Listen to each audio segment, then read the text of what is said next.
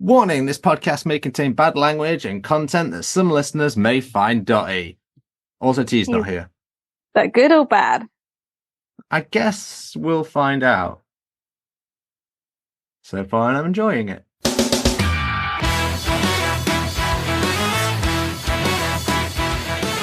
Welcome to Seesaw Podcast. With your hosts, Cleaves and Selina. Every week, bringing some much-needed balance and humour to brighten up what can sometimes be a dark, disabled world.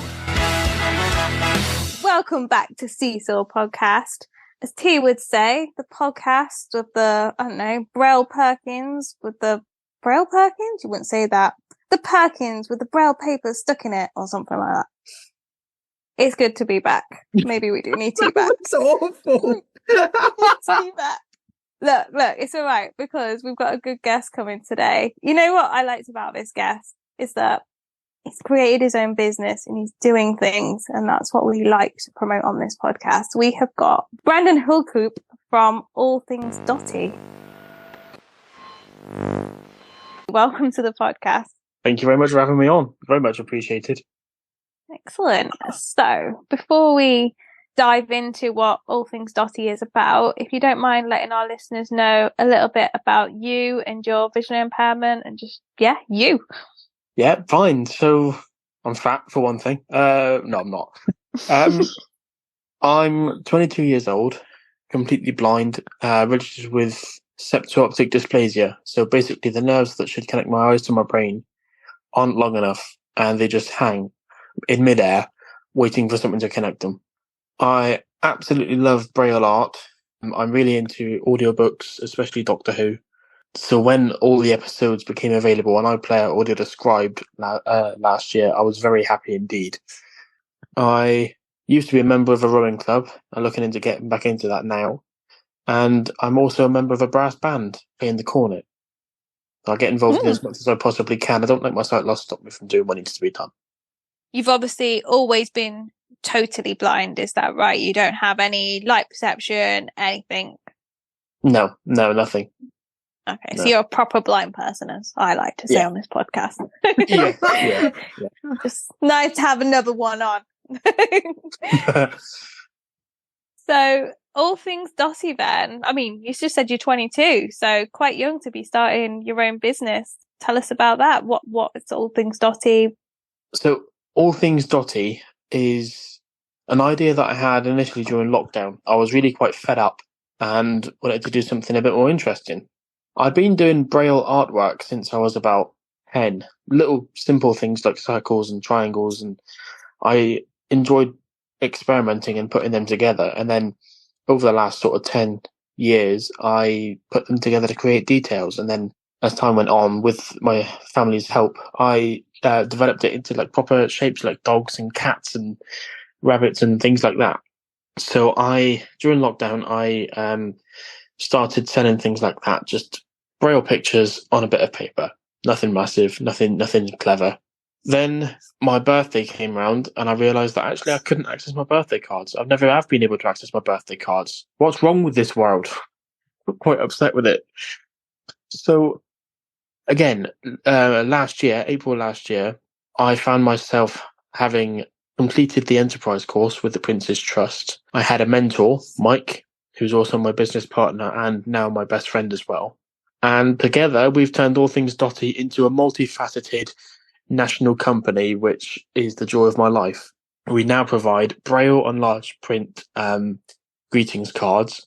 So we do birthday, Christmas, Valentine's, Easter, Mother's Day, Father's Day, thank you, all sorts of things really, but they're all Braille and large print, personalised with messages of your choice. We partner with restaurants now to create Braille and large print menus. So we've got customers across England and Wales, which is actually a really important point because not being able to read your own menu when you go out with family can be a bit difficult, especially if you're trying to have a conversation and you can't because you're the only one there who's having to have the menu shouted at you across the table from your mum or whatever. Do you want fish? Do you want chicken? What do you fancy? I don't know until I know what's on the menu. And we also create tactile colouring books as well. So these are the Braille pictures now that actually I put into a book and people can colour them in. Or so sighted people can colour them in, or visually impaired people can explore them and find out what things look like. We have an animals and wildlife colouring book, which is any animal you can think of. We have a mythical and magical creatures book, which covers things like Harry Potter, How to Train Your Dragon, and Percy Jackson, that sort of thing. That sort of vibe, anyway. We've got products, we've got just anything you need, really, and it's all personalised. That's the beauty of it. If you want to know what something looks like, ask us. I don't know, if you've got a family member who's into a certain thing, ask us, and I'm sure we can do it for you, because that's the sort of people we are at All Things Dotty. We just want to make the world an accessible place for everybody to live in, really. Nice. So you've talked about the gifts and things like that, but you also talked about partnering with restaurants for things like Braille menus. How did you decide on those two sorts of revenue sources? You said you started off with the sort of selling the art, if you like, during lockdown, but then this is a totally different side of a business, isn't it? Yeah. I mean, Braille menus, I realised that there was hardly any restaurants that had them available. So we had Pizza Hut, and I think it was Beefeater. I think are the only two restaurants I knew of that had Braille menus. I did some research and realised that actually nobody else had them, no chains, and certainly no individual restaurants. Since I've started it now, especially in Plymouth where I live, there's lots of restaurants that have them. So I think I'm doing well there. And how are you sort of dividing up the work then? Because I assume you're doing a lot of the Braille work, and is your partner doing more of the marketing side, going out and speaking to these companies, or how does it work? Are you splitting it? No, basically. So I do a lot of the contacting and talking to companies. I do a lot of the Braille side of it. And then Mike helps with the logistics. So writing labels out for postage. I mean, yeah, he definitely sends he definitely sends emails out. He's definitely my chauffeur. I'll, give him that. Yeah, it's a bit hard to say really, because we just do it. I mean, he does a lot of things like trimming things down if I struggle with it with a guillotine, sticking the Braille inserts into the cards, printing things off and lining things up, and creating front covers and things like that. Anything visual, basically. How do you sort of decide on the designs then? For Braille cards, for example, does Mike decide on the visual design, or do you sort of come up with that together? Yeah, I mean, we discuss it, obviously. So we think about, like, what's the most popular children's design, and we think, like party balloons and birthday cakes and things like that. And then Mike finds and creates the visual design. And then using German film, Mike will show me what that thing looks like, and then I copy it into Braille. So how do you sort of add value to these sorts of things? And I guess it's the personalization, right? Exactly, yeah. So each card comes with a personalized Braille and large print message, so that everybody, no matter how much sight they have, can read them and feel them. I think as well, it's the fact that there's tactile pictures on there, and they're so detailed without being too busy that anybody can understand what they are. I've had such good feedback from so many people saying, I've just been able to read and feel my very first birthday card. People get quite emotional over it. I was going to say, can you request grade 1 or grade 2 Braille? Yeah, exactly. Personalised like that? Yeah. Anything like that. Same for large print. You can request a font. At Christmas, we did a Christmas card for somebody that needed size 72 font, and because that sort of thing's never available, he hasn't been able to read a Christmas card or a birthday card for his whole life. He doesn't know Braille, but he uses a magnifier, and we were able to do like a size. I think we did size 76 in the end, just to make absolutely sure that he could read it, and yeah, he could. I imagine that must have been quite a big card. It was 2 sheets of A4 stuck together. Okay. And so obviously you've been blind all of your life, and over the years you would have had to purchase products specifically for your visual impairment. Yeah. And you must understand that these things cost a lot of money sometimes. So how have you worked out your pricing to make that, feasible for visually impaired people, and not just another thing that is expensive? We base it on popular products that are in the market today. So we looked at Moonpig, we looked in our local card shops, we looked in Streamers, which is a card shop in Plymouth. We looked in the Card Factory, and we thought like, okay, these are the really nice detailed cards with poems that are selling. Add the fact that there's Braille to that, and add the fact that there's they're all made by hand as well. Then they're not like machine processed or anything. Add that, basically just added up all the factors, and then the fact that they're personalized anyway is a big contributor to it. So we base it basically on anything that's popular in the sighted community, and then add up the things that make it special, and think of the time aspect of it. But we always try and keep it as low as similar as possible to the sighted replica, if you like. Do you offer free shipping because you can send it articles for the blind? Yeah, exactly. Yeah. Nice. Well, why not? I mean, the RNIB do, and I don't see the point in charging shipping if there are free options available to us, And it's the same for returns. We always provide a spare return label in the packet as well, if anybody wants to return it for whatever reason. Can you return personalised gifts? Well, you can. You just get a refund and then look somewhere else. Nobody's returned one. Nobody's returned one. Everybody's been really happy with them. Do you know what I mean? So, whereabouts is it that most of the sort of orders are coming from? Do you sell through social media? Is it on your website? Yeah, so we've got Facebook and Instagram profiles, which actually, since we've taken on a couple of new recruits, they're flourishing. So we get a lot of orders from there, a lot of interest from there. Mainly people buy from our website, which is it's just been relaunched actually, so that's nicely prepared. A lot of it's word of mouth, so especially in terms of the Braille menus, that's through Mike and I go into these places and actually saying, look, this is what you should have available. LinkedIn's a good one as well for prospecting.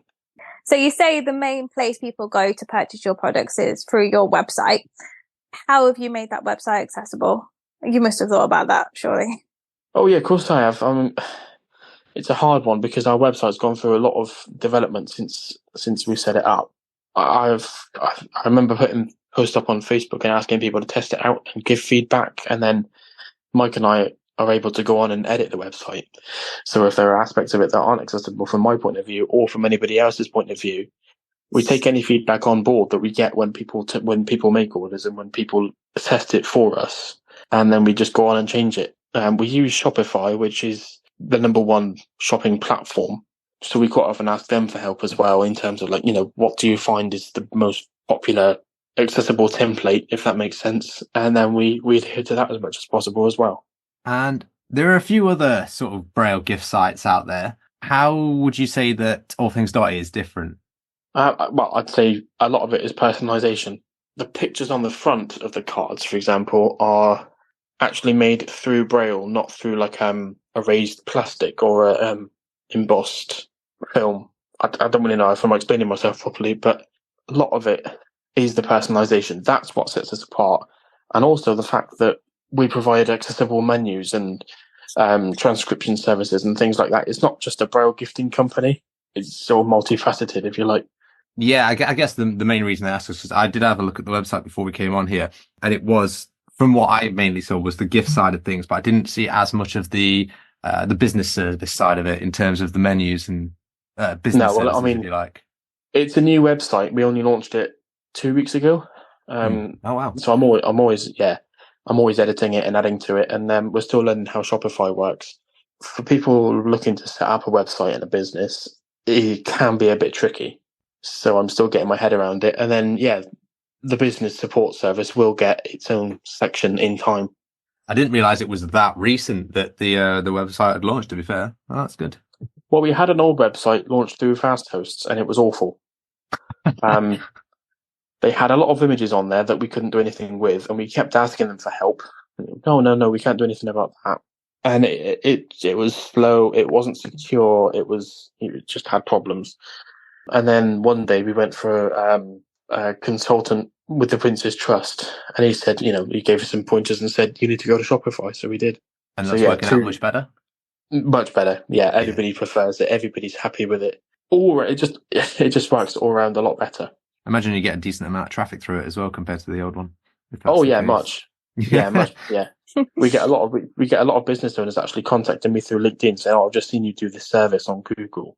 Can you tell me more?" And it's much bigger than it used to be. Yeah, that's nice. Especially Shopify's Google service, isn't it? So you've got that sort of Yeah. mic behind you as well. The Yes. whole Yeah, sort of Google exactly. infrastructure, if you like. Yeah, it's much better. I was going to ask you, so with regards to Braille, I sort of view it a little bit, and this is by and large probably because I have never or have no intention of using it, as slightly antiquated in the sense that I don't really see it around much in society, and potentially technology is now overtaking Braille in a lot of areas.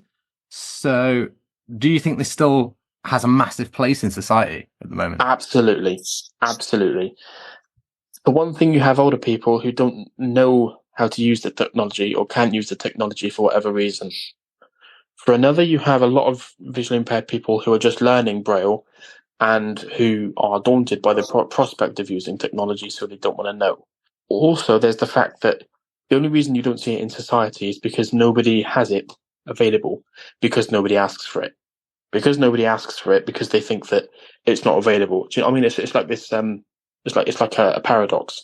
It's a vicious circle that you can't get out of until you start issuing Braille products into society today. And it's one of these things that is controversial because a lot of people, like yourself, say that technology is taking over, which in a way it is. But a lot of people still like to pick up a proper book. And in some cases, if you're deaf and blind, for example, you can't listen to what your phone's telling you, so you'd have to read the Braille. Or if the technology doesn't read the whole menu out to you, then again, you need the Braille. It's that extra layer of security. And as I say, in terms of security, in terms of modern day society, it's because it's just nobody's aware of it. No companies are aware of it. They think that people can just have the menu read to them. Actually, to be fair, you made some good points there. Thank you very much. Especially like sort of considering deaf-blind people, and perhaps the technology isn't good enough yet to read everything.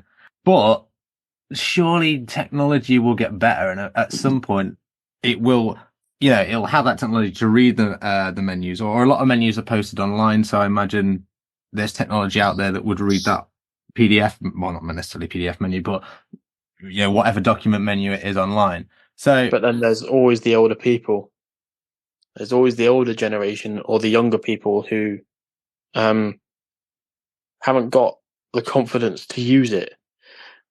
Technology is great, but there are always going to be members of society who don't want to use it for whatever reason, whether it's personal, whether it's fear, whether it's cautiousness.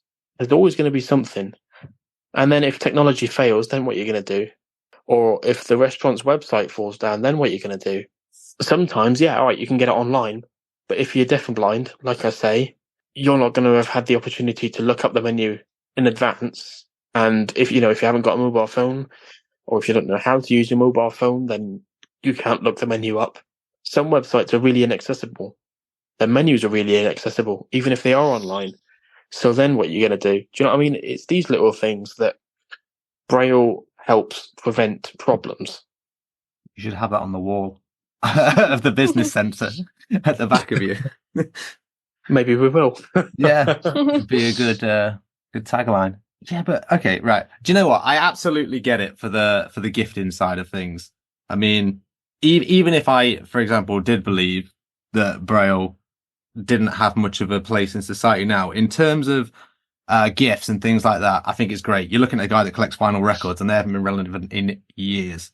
So I absolutely get it from a gifting standpoint. I think it was just more of the business aspect that I was sort of questioning with regards to the technology being up and coming.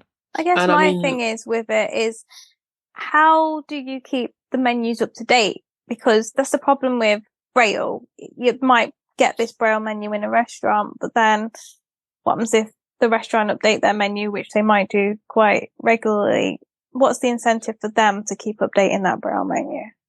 So we provide a half price update service, because I have an embosser, which when I send the document to it, it brailles out for me. So they're not all written out on the Perkins Brailler, which means that when the majority of the work's been done, the original menu is always going to be on our system. So to update it, add a couple of prices, remove a couple of dishes, add a couple of sections, anything it might be, it's not going to take anywhere near as much time as it would if I was doing a whole new menu. So for restaurants purchasing a Braille menu, we tell them from the off that, yes, you will get a half price update service for the lifetime of your restaurant. Do you think the market's there for that? Yeah, I think so. I mean, even around Plymouth, we've had so much of an uptake from small restaurants to bigger restaurants. I'm going to London at the end of the week, and I have a meeting there with a man who owns 3 seafood restaurants in and around London. And it just goes to show, A, how far we've spread, and B, it's seafood. It's a restaurant. It's a buffet style restaurant, but they're still interested and they'd still like to know more. So I'd say the market was definitely there because the number of visually impaired people who are in the UK, they want to cater for everybody. And it's also in the Equality and Human Rights Commission. All businesses, no matter their size, should think about providing information in accessible formats for those who need it, whether it's Braille, CD, or large print. I understand that these places have got their menus online, but as I say, online can fail. So in order to adhere to that, and in some ways in order to adhere to the Equality Act as well, they're covering their own backs as well as other people's. So, well, I've got 2 questions first. Actually, one, I'm really curious about these pictures that you make, and you say they're all done in Braille. Do you do that on a Perkins? Some of them I do. Some of them are a little bit more difficult. So what we tend to do is using Tactile View, which is a Braille development software, if you like. Mike will draw the picture as a line drawing, or we will find the line drawing and edit it, and then we will produce it. But yeah, a lot of our products we do on a Perkins. And in some ways, on the Perkins, you can create a really detailed picture by not going down the full line, if that makes sense. You can go down half a line and click another and press another button, and it creates an effect. So it's all about knowing the knacks and the tricks with the Perkins. Ah, interesting. So looking at the future for All Things Dotty, what's the future got for you? Well, the future, I mean, we are developing board games. So we're developing a football identification game. We're calling it the Kickabout Quiz. And people people have to figure out which team a particular logo represents, but it's all tactile. Little things like that, really. And then you roll the dice and you move forward however many spaces it tells you to move forward. We're also looking into developing a card reader cover, which would, for any companies who have a touchscreen card reader, we're looking to develop a cover that you put over it, you slot over it, and it has Braille numbers on it so that you can easily identify and find out where the numbers are. And we're going to carry on developing all the colouring books and all the menus and everything we currently do. We're always open to ideas. So we've slowly introduced a bespoke design service. So if somebody asks for, I don't know, if somebody has a picture that they've never been able to see, for example, a picture of their parents, they can send that through to us and we'll produce it for them, or their family can send it over to us and we'll produce it for them. That is using the embosser. And it is completely accessible, it's completely detailed, but not too busy. So you can easily identify each part of the picture. Yeah, interesting stuff. So is this like creating your own business? Is this the only job you've ever had, or have you ever done any other jobs? Just out of curiosity. We like talking about jobs on this podcast. No, it's fine. I worked for a company called Skill Tech Training for a while. They provide training courses across the country, really, for companies who need it. I had a temporary, well, it wasn't temporary, but I made it temporary because I didn't like it there. I had a job with a mental health charity who didn't understand my needs and my capabilities at all. So everything got a bit awkward. And then I got a job with the RNIB working for their transcription centre in Ivy Bridge. And now I'm working for the DWP. So I work in the local job centre and I own my own business. So it's, okay. I'm very busy. Just goes to show, doesn't it? Yeah. You can get work out there if you try, people. Exactly. Yeah, exactly. And no matter what your disability, no matter how severe your visual impairment, no matter any other conditions you have, people will always take you on because they know how much effort you will put in. Just keep trying. anything's possible. A disability isn't a disability if you can learn to live with it. And I'm an independent traveller. I'm looking at flying over to Scotland on my own. Mike and I, we go off and do everything. We're going to London. We went to Southampton, visited schools, and went sightseeing. And do you know what I mean? You can have a very happy life. You just need a bit of extra support, and you need to embrace it with both hands. Is there sights to see in Southampton? No, but whether I mean, Scotland, I get it, but I mean, well, no, we're off to London at the end of the week, and there are sights to see there. So Nice. we're going to go and do it. We're also going to meet Lord David Blunkett, who used to be an MP, and he's now in the House of Lords. Obviously, he's taken a massive interest in the business, and he supported me and given me advice all the way through. So we're going to go and see him and explore the House of Lords at the same time. Casual name drop. Yeah. Love it. Yeah, it sounds like you've got loads of exciting things coming up. If you're willing to do so, we have one little thing that we were going to ask you about at the end. So we have a little sort of mini series on the podcast called The Price is Blind. And effectively, we pick a product, someone will describe that product, and then the people at the end have to guess what the price is. Okay. Yeah, I can give that a shot. Seesaw Media is proud to present The Price is Blind with your host Cleaves. So come on down! Play along at home and guess the prices of the following items for your chance to not win any of them.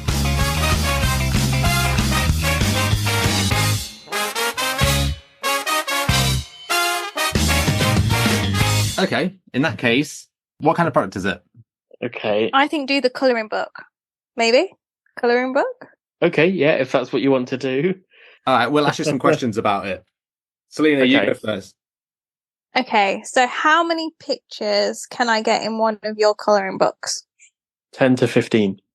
Are all the drawings raised line drawings? And how have they been created? Mainly through the embosser, just to keep them the same size. Okay. On this particular colouring book, what's the theme? Animals and wildlife, so anything from sort of pets all the way up to wild animals that you might not have seen before, because obviously you might not have felt a model or anything, if that makes sense. Do the colouring books? God, I can't speak. Do the colouring books have a Braille description of what the picture is? They have a brief description at the top, yeah, top left. Can the colouring books be personalised as well, like your other products? Yep, we'll put a sheet in at the front in Braille and large print with a message and a description and anything you want to go in there. Does that come as an additional cost? No. What size are the pages in the colouring book? They're all A4. If it helps as well, they're all bound via a clip folder, which means the Okay. pictures can be taken out and framed if you wanted. Okay, no more questions. I think I'm going to take a guess at this. Go on. Okay. I was going to say £24.99. You've gone high. Oh, so it's That's 10 about to right. 15 colouring pages. Plus, it's personalised, and you get the binder part. Oh, yeah, you have to add in a binder. I'm going to be brave. I'm going to say £15, £1 a picture. So I can tell you, I mean, I know you're going to be a bit shocked, but bearing in mind, it is quite complex to put them together. They are $29.95. So That's pretty close. Oh, you were Yeah. closer. Nice. we're always looking for ways to decrease the cost of our products, but at the moment, with the complexity of it, it just isn't possible. I mean, to be fair, with it being customizable as well, not too bad. And also, you can choose the pictures you put in there. So if there's a specific animal you've never felt before, then we'll make an effort to make sure that one goes in pride of place in the colouring book. Damn it, we should have asked that question. Yeah. Awesome. No, cool. Well, yeah, thank you very much for coming on. It's been a pleasure. No and problem. Thank you It's for been having really me. interesting to speak about the business, and also, like I say, just with it being in business terms, quite new as well. So it looks like you got a long road ahead, and should be a fruitful one by the sound of it.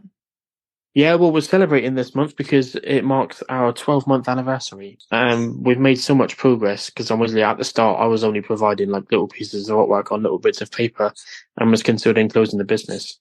If it hadn't been for the Prince's Trust and now my best friend Mike, I wouldn't be where I am today. So I just wanted to say thank you for having me on, because hopefully by doing this, we'll raise our profile. We'll have a few people interested in our website and our products. And yeah, thank you very much. Thank you. No, All right, brilliant. speak soon. And we're back again without T still, and we're doing okay without him. It's fine. It's fine. Should I I just quite insert like like that a little chat. voice clip of him or something? Oh, do you know what T would have said about that episode? I have some pairs of pants that I've had for more than a year. Insert clip. Nice. But no, Brandon, he's just trying to do some good stuff, isn't he? Well, I mean, and he had to deal with your grilling of Braille. No, it's fair to say that I don't have much of a knowledge about Braille, but people are pretty hardcore for it. Yeah, I've read a Braille menu before. I think in Pete's Hut, like he mentioned. Oh my God, Selina, that was so terrible. That was almost the Braille equivalent of the racist saying I have a black friend. To be fair, a lot of the time you'd be lucky to get a Braille menu in a restaurant, so it's good that his business is also tackling that issue as well. Yeah, and actually, we totally forgot to ask Brandon to share his socials, but he is on Facebook and Twitter and has a website, and all of that will be in the show notes. Check it out. If you want gifts, go there. And if you're a business, also check them out. And until Yes, next on time, LinkedIn as well. Oh yeah, LinkedIn, Instagram. We're bad at this, man. Mm. Okay, well, thanks very much for listening. Keep it balanced, all that usual stuff. And we'll see you next week. Bye.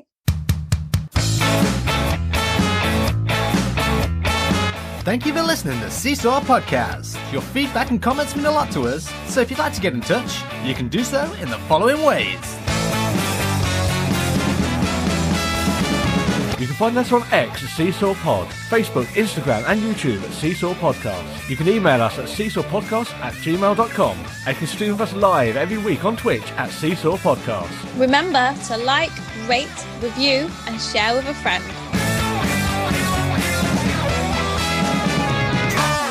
This podcast was recorded in front of a blind audience.